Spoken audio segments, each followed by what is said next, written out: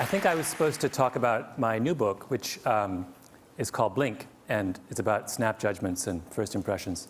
And it comes out in January, and I hope you all buy it in triplicate. But I was thinking about this, and I realized that that although my new book makes me happy, and I think will make my mother happy, it's not really about happiness.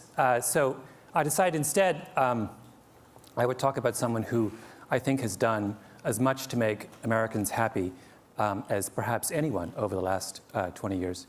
A man who is a great personal hero of mine, someone by the name of Howard Moskowitz, who is most famous for reinventing spaghetti sauce. Howard's about this high, and he's round, and he's in his 60s, and he has big, huge glasses and thinning gray hair, and he has a kind of wonderful exuberance and vitality, and he has a parrot, and he loves the opera, and he's a great aficionado of medieval history. And he, by profession, he's a psychophysicist. Now, I should tell you that I have no idea what psychophysics is, although at some point in my life, I dated a girl for 2 years who was getting her doctorate in psychophysics, which should tell you something about that relationship. But Howard, as far as I know, psychophysics is about measuring things.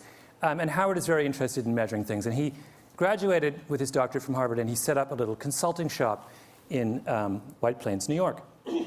And one of his first clients was, this is many years ago, back in the early 70s, one of his first clients was Pepsi. And Pepsi came to Howard and they said, you know, there's this new thing called aspartame, and we would like to make Diet Pepsi. And we'd like you to figure out how much aspartame we should put in each can of Diet Pepsi in order to have the perfect drink. Right? Now that sounds like an incredibly straightforward question to answer. And that's what Howard thought. Because Pepsi told him, look, we're working with a band between 8 and 12%. Anything below 8% sweetness is not sweet enough. Anything above 12% sweetness is too sweet. We want to know what's the sweet spot between 8 and 12. Now, if I gave you this problem to do, you would all say, it's very simple. What we do is we make up a big experimental batch of Pepsi at every degree of sweetness, 8%, 8.1, 8.2, 8.3, all the way up to 12. And we try this out with thousands of people, and we plot the results on a curve, and we take the most popular concentration, right? Really simple. Howard does the experiment, and he gets the data back, and he plots it on a curve, and all of a sudden he realizes it's not a nice bell curve. In fact, the data doesn't make any sense. It's a mess. It's all over the place, right? Now, most people in that business, in the world of testing food and such, are not dismayed when the data comes back a mess. They think, well, you know, figuring out what people think about cola is not that easy. You know, maybe we made an error somewhere along the way. You know, let's just make an educated guess, and they simply point and they go for 10%, right in the middle. Howard is not so easily placated. Howard is a man of a certain degree of intellectual standards, and this was not good enough for him, and this question bedeviled him for years. And he would think it through and say, what was wrong? Why could we not make sense of this experiment with Diet Pepsi? And one day he was sitting in a diner in White Plains about to go, trying to dream up some work for Nescafe. And suddenly, like a bolt of lightning, the answer came to him. And that is that when they analyzed the Diet Pepsi data, they were asking the wrong question. They were looking for the perfect Pepsi, and they should have been looking for the perfect Pepsis. Trust me, this was an enormous revelation. This was one of the most brilliant breakthroughs in all of food science. And Howard immediately went on the road, and he would go to conferences around the country, and he would stand up and he would say, you have been looking for the perfect Pepsi. You're wrong. You should be looking for the perfect Pepsis. And people would look at him with a blank look, and they would say, what are you talking about? It's craziness. And they would say, you know, move, next. He tried to get business, nobody would hire him. He was obsessed, though, and he talked about it and talked about it and talked about it. Howard loves the Yiddish expression, to a worm in horseradish, the world is horseradish. This was his horseradish. He was obsessed with it. And finally, he had a breakthrough. Vlasic pickles came to him. And they said, Mr. Moskowitz, Dr. Moskowitz, we want to make the perfect pickle. And he said, there is no perfect pickle. There are only perfect pickles. And he came back to them and he said, you don't just need to improve your regular. You need to create zesty. And that's where we got zesty pickles. Then the next person came to him, and that was Campbell's soup. And this was even more important. In fact, Campbell's soup is where Howard made his reputation. Campbell's made Prego, and Prego in the early 80s was struggling next to ragu, which was the dominant spaghetti sauce of the 70s and 80s. Now, in the industry, I don't know whether you care about this or how much time I have to go into this, but it was, technically speaking, this is an aside, Prego is a better tomato sauce than ragu. The quality of the tomato paste is much better. The spice mix is far superior. It adheres to the pasta in a much more pleasing way. In fact, they would do the famous bowl test back in the 70s with ragu and Prego. You'd have a plate of spaghetti and you would pour it on, right? And the ragu would all go to the bottom and the Prego would sit on top. That's called adherence. And anyway, despite the fact that they were far superior in adherence and the quality of their tomato paste, Prego was struggling. So they came to Howard and they said, fix us. And Howard looked at their product line and he said, what you have is a dead potatoes society, a dead tomatoes society. So he said, this is what I want to do. And he got together with the Campbell Soup Kitchen and he made 45 varieties of spaghetti sauce. And he varied them according to every conceivable way that you can vary tomato sauce. By sweetness, by level of garlic, by tartness, by sourness, by tomatoiness, by visible solids, my favorite term in the spaghetti sauce business. Every conceivable way you can vary spaghetti sauce, he varied spaghetti sauce. And then he took this whole raft of 45 spaghetti sauces and he went on the road. He went to New York, he went to Chicago, he went to Jacksonville, he went to Los Angeles. And he brought in people by the truckload into big halls. And he sat them down for 2 hours and he gave them over the course of that 2 hours 10 bowls. 10 small bowls of pasta with a different spaghetti sauce on each one. And after they ate each bowl, they had to rate from 0 to 100 how good they thought the spaghetti sauce was. At the end of that process, after doing it for months and months, he had a mountain of data about how the American people feel about spaghetti sauce. And then he analyzed the data. Now, did he look for the most popular brand variety of spaghetti sauce? No. Howard doesn't believe that there is such a thing. Instead, he looked at the data and he said, let's see if we can group all these different data points into clusters. Let's see if they congregate around certain ideas. And sure enough, if you sit down and you analyze all this data on spaghetti sauce, you realize that all Americans fall into one of three groups. There are people who like their spaghetti sauce plain, there are people who like their spaghetti sauce spicy, and there are people who like it extra chunky.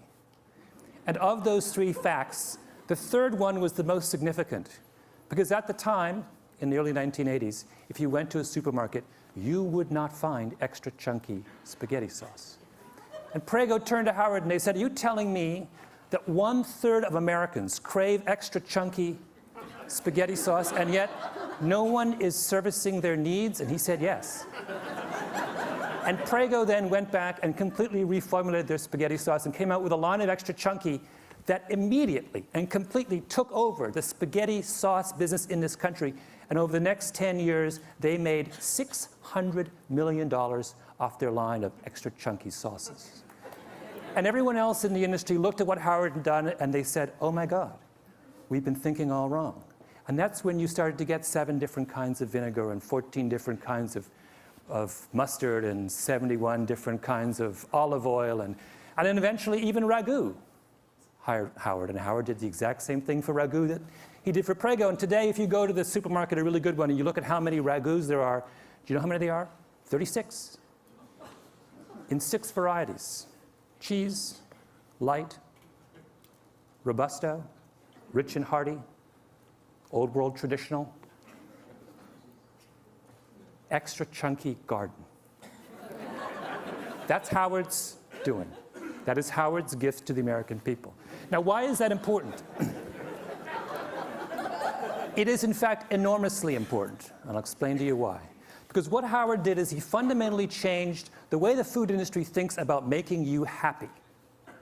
Assumption number 1 in the food industry used to be that the way to find out what people want to eat, what will make people happy, is to ask them. And for years and years and years and years, Ragu and Prego would have focus groups, and they would sit all you people down and they would say, what do you want in a spaghetti sauce? Tell us what you want in a spaghetti sauce. And for all those years, 20, 30 years, through all those focus group sessions, no one ever said they wanted extra chunky, even though at least 1/3 of them deep in their hearts actually did. People don't know what they want, right? As Howard loves to say, the mind knows not what the tongue wants. It's a mystery. And a critically important step in understanding our own desires and tastes is to realize that we cannot always explain what we want deep down.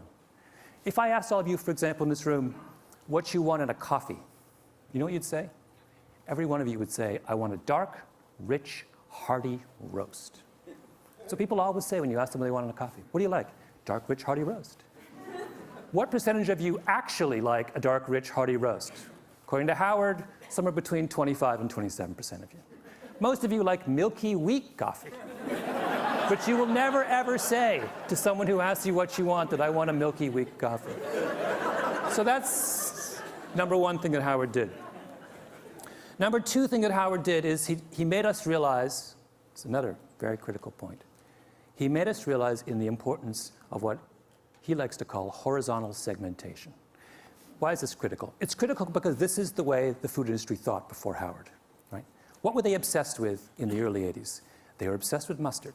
In particular, they were obsessed with the story of Grey Poupon, right? Used to be, there were two mustards, French's and Golden's. What were they? Yellow mustard. What's in yellow mustard? Yellow mustard seeds, turmeric, and paprika. That was mustard. Grey Poupon came along with a Dijon, right? Much more volatile brown mustard seed, some white wine, a nose hit, much more delicate aromatics. And what did they do? They put it in a little tiny glass jar with a wonderful enameled label on it. They made it look French, even though it's made in Oxnard, California. And instead of charging $1.50 for the 8-ounce can, the 8-ounce bottle, the way that French's and Golden's did, they decided to charge $4.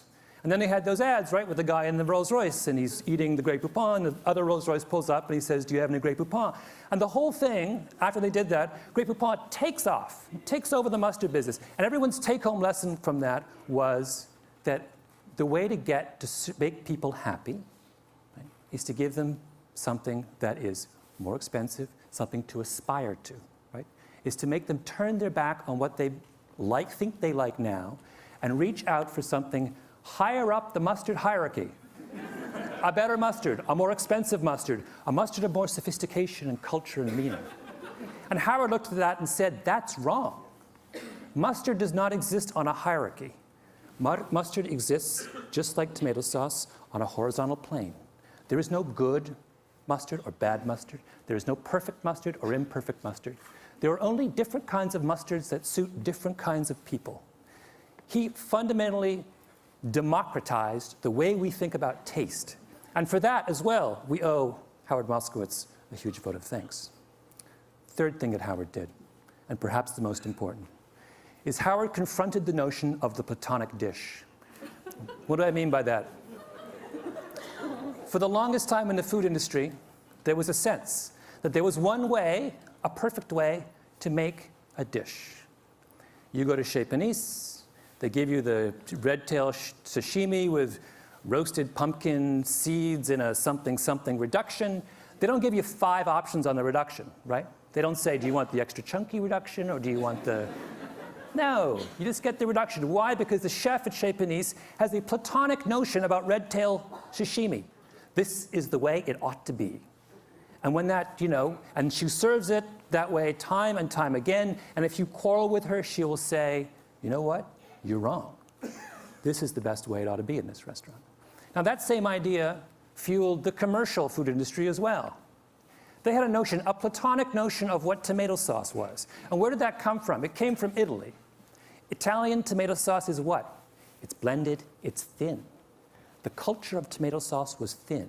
When we talked about authentic tomato sauce in the 1970s, we talked about Italian tomato sauce. We talked about the earliest ragouts, which had no visible solids, right?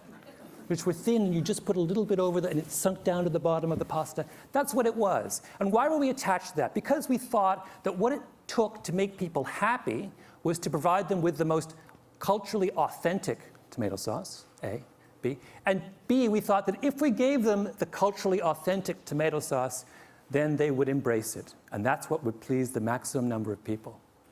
And the reason we thought that, in other words, people in the cooking world were looking for cooking universals.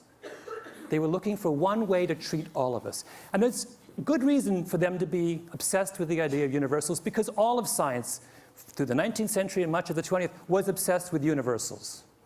Psychologists, medical scientists, economists were all interested in finding out the rules that govern the way all of us behave. But that changed, right?